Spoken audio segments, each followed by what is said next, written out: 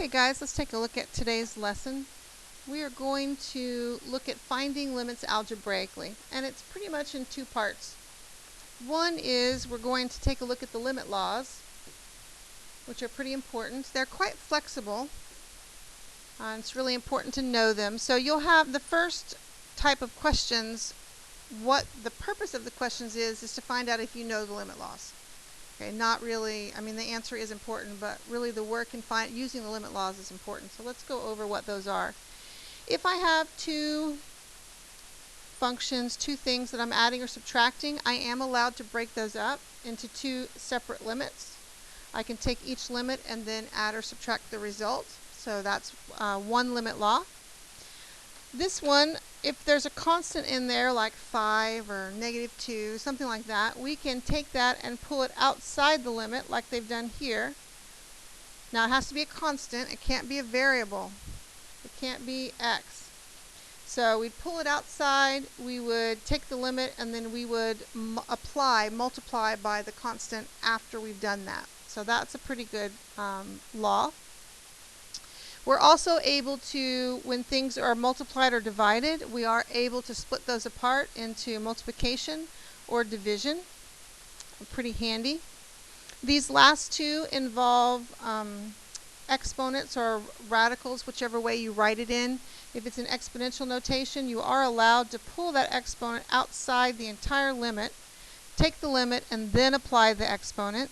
Same scenario with the root. You are able to take that root outside the entire expression, find the limit, and then apply the root. So this comes in handy when we have fairly complicated problems to work, and if we're able to break them down into pieces. It's pretty handy. So the first example, which looks like it has three parts, A, B, and C, has to do with limit laws.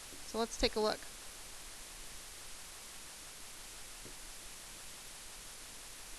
Alright, so we are told that the limit as x approaches 3 of f of x is 2, and the limit as x approaches 3 of g of x is 0, and they want us to find these limits. Now, probably everybody in here can probably do that in their head and find out what the answer is without writing anything down. That's not the purpose of these problems. That is not the purpose. The purpose of these problems is to demonstrate that you know what the limit laws are, and that you are able to rewrite them using the limit laws and then use your substitution. Okay, so if you leave out that important step, if you just write the answer, you're going to miss most of the points that are associated with this problem on a quiz, because we're interested in knowing if you know the limit laws. So let's show you what we want to see. So here I have the limit as x approaches 3, f of x plus g of x. So I need to rewrite that using one of the limit laws that we learned from above. So I'm going to split it apart by addition. So that's the same as the limit as x approaches 3 of f of x plus the limit as x approaches 3 of g of x. So I showed knowledge of the limit law. There we go. I showed that I can break it apart by addition. Now I'm going to use substitution, and this, according to my information up here, is 2, and this, according to my information up there, is 0, so my answer is 2. And that's really all there is to problems like that. It's just to break it apart using the limit law and then using your substitution. Okay? Alright, the next one, we're dividing. So we can break this apart by division. So the limit as x goes to 3 of f of x divided by the limit as x goes to 3 of g of x. You can also split them with the division sign if you want to, if you don't want to write them like that. So now we use substitution, and the limit of as x goes to 3 of f of x was 2, and the limits for g of x was 0. So this is not possible. This would be undefined. Okay. Last one, using the limit laws. Here we have a little bit of a strange one. We've got a variable in there. They are being multiplied, so I'm going to use my limit law for multiplication. I'm going to pull those apart. So the limit as x goes to 3 of x squared times the limit as x goes to 3 of f of x. Now this first piece, the limit as x goes to 3 of x squared, is really what we're going to be working on today, called algebraic limits. Our first strategy for solving algebraic limits is simply substituting in where we're going for x. If x is going to 3, then I substitute that in my expression and I see what answer I get. So in this case, I sub it in, I get 3 squared. Then over here, we have that answer. Actually, we're going to use substitution. It's 2. And so that's 9 times 2, or 18. And those are examples using limit laws. And again, the primary purpose of those is to show your knowledge of limit laws, not just to give me the answer. Okay, does that make sense? Okay. So let's talk about algebraic limits, the strategy that we're going to use. Step 1, we're going to find f of a. And what that means is we're going to substitute in, this where we're going, to 3, wherever it says we're going. We're going to sub that in first. If we get an answer, we're happy, we're done, that's it. If we get, there's 2 other options. So maybe we get a 5, or maybe we get 0 over 2.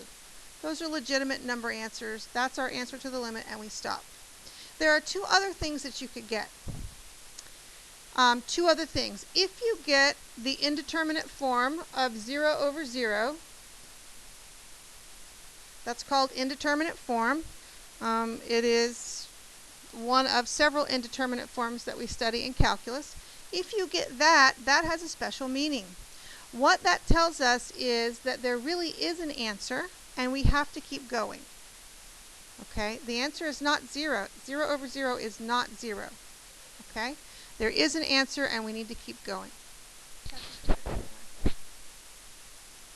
Okay. So here are our options for getting 0 over 0. We can factor and reduce if we get that. That's one option. We can multiply by the conjugate. Sometimes that's helpful. And we can find a common denominator. These are all algebraic techniques that we can use to, simplify so that 0 over 0, we find out what it really is. Okay, that's our goal. Okay? Our other option is we get a number over 0. Let's say we get a number over 0. That is hopeless. You cannot fix that. There is no simplification that will take that problem away. What that means is if you get a number over 0, then you have to do this step. If you get not just a 0 in the denominator, but a number over 0, then you've got to do this. You've got to take the limit from the right and the limit from the left. Your answer is either going to be infinity or negative infinity, or something like that. There's an asymptote there, a vertical asymptote. You can't get rid of it. All right, so that's our goal. You really have 3 paths. You sub the number in, you get a number, you're happy, and you're done. You sub the number in, you get 0 over 0. That means keep going and simplify. You sub a number in and you get a number over 0. That means there's no fixing that with algebra. You have to do this one-sided limits. Okay? Pretty clear? All right. So let's try that out. All right, so let's work some problems.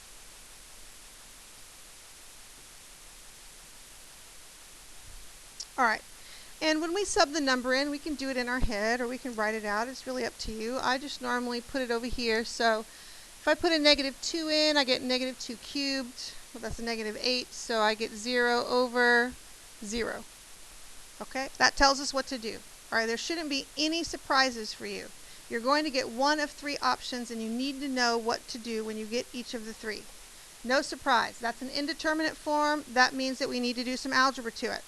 So we look at it and we think, well, okay, I can't really do common denominator stuff. How about let's try to factor it? It looks like there is the sum of perfect cubes that we need to factor. Yes, you do need to remember that. So let's do that. Again, when we're doing limits, we carry the limit statement with us until we use it. We're not allowed to just toss it to the side. So let's factor this. That would be x plus 2 x squared plus, let's see, a times b, that would be 2x plus 4 all over x plus 2. And as luck has it, and since it's 0 over 0, something is going to work. Okay? Something is going to work. You need to keep trying until something works. It's not going to leave you an impossible problem if it's 0 over 0. So I take that out. Is my problem, let's see, if I sub 2 in now, am I going to be okay? Am I going to get just a regular old number? Yes, I should just get a regular old number. So let's do that. So we get 2 squared plus 2 times 2 plus 4. What's it? Oh, sorry, negative 2. So negative 2 squared plus 2 times negative 2. So what is that? 4. Oops, minus 4 plus 4. Check my arithmetic, you guys. Is that right? Is my arithmetic right? So we get 4. Okay, that's one of 0 over 0. We can fix that. Alright, let's try the next one. Let's sub the 1 in and see what happens. Okay, I put a 1 here and I get, what, 1 minus 2 minus 3. That's not 1, is it? 1 minus 2 is minus 1. So minus 4. Check that. Is that right? Okay. And I put a 1 in the bottom. 1 squared is 1. 1 minus 1 is 0. Okay. That's something very specific. What does that tell us? That's exactly right. It's undefined. We're going to have to do both sides of the problem. We're going to have to go from the left and from the right. So let's see what that looks like. So we need to do limit as x goes to 1 from the left. And we need to do limit as x goes to 1 from the right. Now, if you're one of my students that loves to conserve energy and you don't want to write that problem out multiple times, then what I can say is that that equals f of x, and I can just say that that's f of x. Okay, that's fine. So, what we're looking for, actually, it would be more helpful for me to be able to do this if I could factor it and just get rid of some stuff, because it's going to be, because I have number issues, as you know, I'm not going to want to plug in, 1.1 and 0.9 into something like that. So let's see if we can factor it and simplify it just a little bit. We know it's not going to help us get an answer, but it certainly will help our arithmetic. So let's see, does this factor? So minus 3 over x plus 1, x minus 1. Does that look right? Okay, so we have x minus 3 over x minus 1. That's going to make our lives easier when we're doing our subbing in. So what we want to do is we want to get really close to 1. We know there's an asymptote there. We don't know if it's going to infinity or negative infinity. We don't know. So we want to get really close, like a tenth away. So coming from the left, I'm going to think 0.9. All right, 0.9. We're just doing this in our head, 0.9. So I put a 0.9 here. Is that going to give me a positive or negative number? Negative. And I put a 0.9 here. Is that going to give me a positive or negative number? Negative. So negative over negative is positive. So this is going to positive infinity. Okay, that's how we're telling. Now let's do 1.1. I'm going to put a 1.1 in here, and is that going to give me a positive or negative number? Negative. I put a 1.1 in here, and is that positive or negative? Positive. So this one is going to negative infinity. Since they're going opposite directions, what is the full limit? D and E. Therefore, it's D and E. So we've already showed both sides. I mean, we don't have to go back and do that. Remember, if you have a D and E, you've got to prove to me why. You can't just write D and E. All right. Everybody okay? Yes.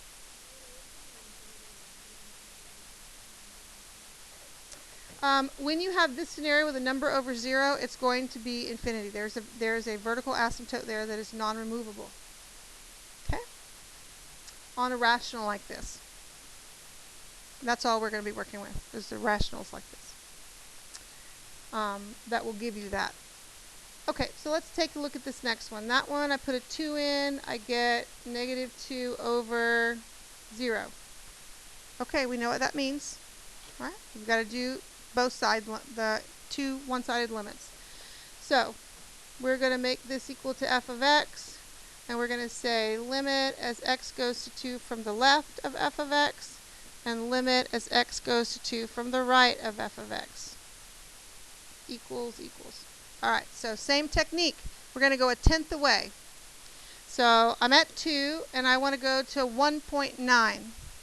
So if I put a 1.9 in here, am I going to get a positive or negative answer? Positive. And that's negative, so this is going to give me negative infinity. Okay, what if I put a 2.1 in here? Put a 2.1 right there, and squared, it doesn't matter, right? It's still going to give me positive. Negative divided by positive is negative. So that means my full limit is to negative infinity. That's my answer.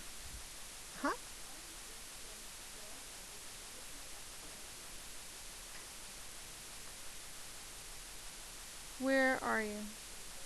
Oh, yeah, it's minus. It is. So that's plus, so that's 12.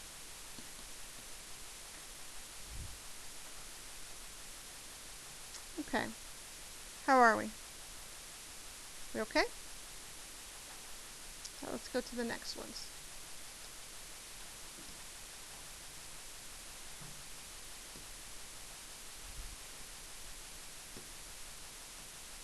Okay. So let's do our technique. We're going to plug in a 0. Square root of 3 minus square root of 3 is 0 over 0. Is the answer 0? No, probably not. Well, 0 over 0 is not 0. So it means keep going. Alright, factoring that, I don't think that's going to be a technique that's going to work with this one. What other of those 3 techniques might we try here? Yep, multiply by the conjugate. So let's do that. So we're going to multiply by square root of x plus 3 plus square root of 3 over square root of x plus 3 plus square root of 3. Alright, limit x goes to 0. Okay. So first times first, just going to give us x plus 3. The outside, inside go away. That's the beauty of a conjugate. Last times last gives us minus 3. Now, resist the temptation to distribute this x. Do not do that, ever, until the very last minute. Because if you do, you're going to miss something. Okay, don't distribute. Leave it like that. So now let's simplify. The 3 minus the 3, it's gone, right? 0. And then I have x over x, and I'll just go ahead and write it out. So limit x goes to 0. That is gone. It leaves me this. Ideas? Cancel, right? Because I didn't distribute. Students many times don't recognize this cancellation if they have distributed the x, which is why I'm warning you, don't do that. Okay, now we can sub in the 0, see what happens. Alright, we put a 0 here, we get square root of x. So basically I have 1 over square root of 3 plus square root of 3, right? Put a 0 in there, I get square root of 3. And square root of 3 plus square root of 3 is 2 square root of 3. And no, it is not necessary to rationalize unless you're asked to. Is it what?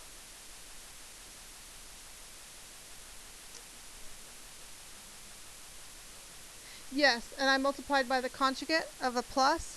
Okay, we okay? Alright, next one. Let's sub in our negative 3. So let's see, negative 3 minus 1 is a negative 4. Negative 1/4 plus 1/4 is 0 over 0. What does that mean? Keep going. Fun with algebra. Keep going. So, factoring doesn't look very promising. Conjugate, I don't know that I would do that. I would try to get a common denominator and fix my complex fraction. That's what I would try. So let's do that.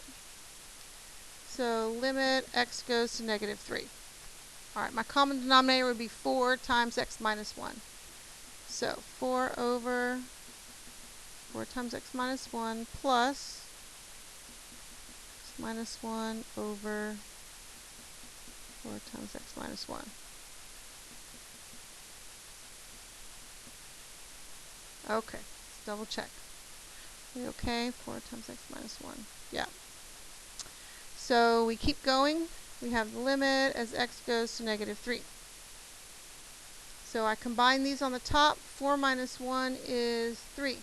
So I get x plus 3 over 4 times x minus 1. I'm going to flip this little guy upside down times 1 over x plus 3. We see some algebra we can do here, right? Just cross. So I get the limit as x goes to negative 3 of 1 over 4 times x minus 1. Am I going too fast? Are we okay? Okay. We want to sub in the negative 3. So negative 3 minus 1, was that negative 4? Negative 4 times 4 is negative 1/16. And so this time 0 over 0 meant negative 1/16. Who would have known? Okay? We okay? All right, last one. We're going to sub in. Now, is sign undefined anywhere? Well, let me say it this way. Are there any x values for which sign is not allowed to have? X values. Y values? Yes. X values? No. I can put anything in there, right? Anything. So this is going to be an answer. We're just going to have to sub in, but it's going to require you to remember your unit circle, which, of course, we love the unit circle.